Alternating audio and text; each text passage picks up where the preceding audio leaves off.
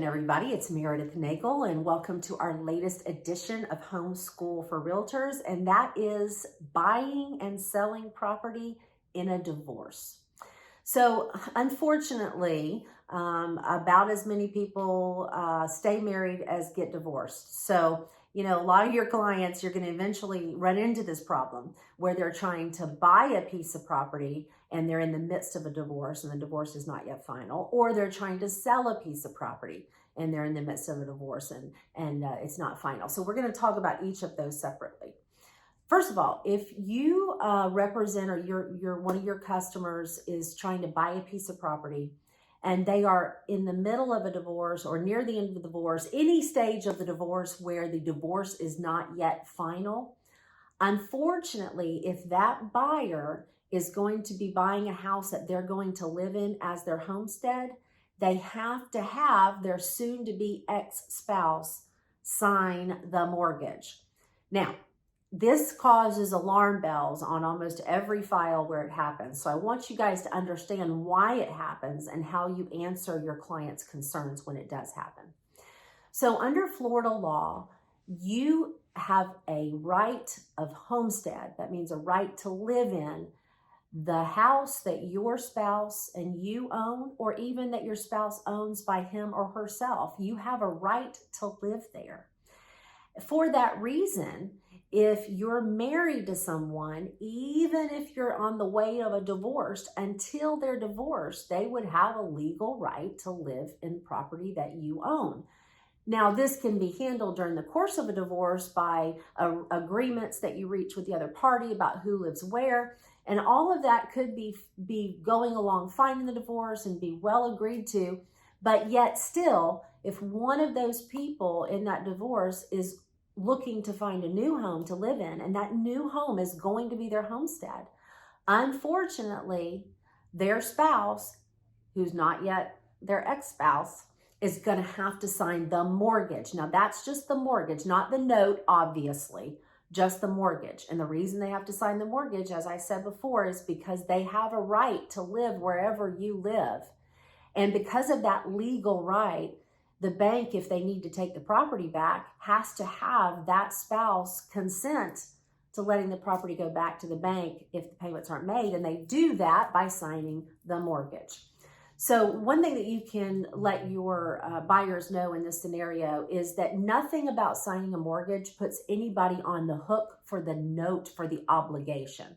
So in this scenario, if your buyer is buying a new home, he's going to live there as his homestead. His divorce is not yet final.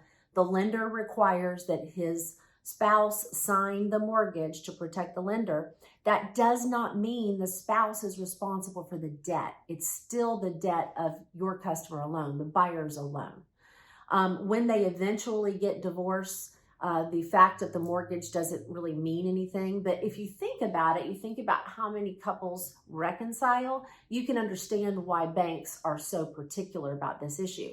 Because if the couple were to reconcile and then continue to live in that house together, and it was the wife's homestead, but yet she had never signed the mortgage, if the payments weren't made, the bank wouldn't be able to take the house back, or at least they would have great difficulty in doing it. So this is a lender requirement. You can't get around it. Prepare your buyers ahead of time. Let them know when you're working with them, if their divorce is not final, they need to be prepared to ask their soon-to-be ex-spouse to sign that mortgage. Again, remembering that doesn't make the ex-spouse responsible for the debt. That just protects the banks. So that's what you do. Those are the issues that we commonly see in a divorce when you're getting ready to buy property. The other thing that we see is when you're selling property as part of a divorce. So frequently, couples will separate. They will be working towards the final judgment of dissolution when they're actually divorced. They'll be working towards that. And part of what they're doing in working towards that ultimate goal is disposing of the property that they own together, selling the property that they own together. So during that time, anything that they're on a title together, they're going to have to continue to cooperate. That's not always an easy thing. As y'all know, sometimes divorces are very acrimonious and painful, and getting people to work together to get deeds signed is not always easy. If you're in that situation, if you're representing a person who's trying to sell property and they're still married and they're on the way to divorce, again, prepare them ahead of time. Let them know that unless they have a court order that says otherwise, any property that they own together, they're going to have to sign off on together. And so they might as well be getting their mind around that. And you need to let the title company know that, because they're going to have to be in contact, of course, with both of the spouses and sometimes their attorneys, because sometimes these properties are sold pursuant to an agreement between the parties. And then, of course, if there's such an agreement like that, the attorneys that are representing them have to sign off on it.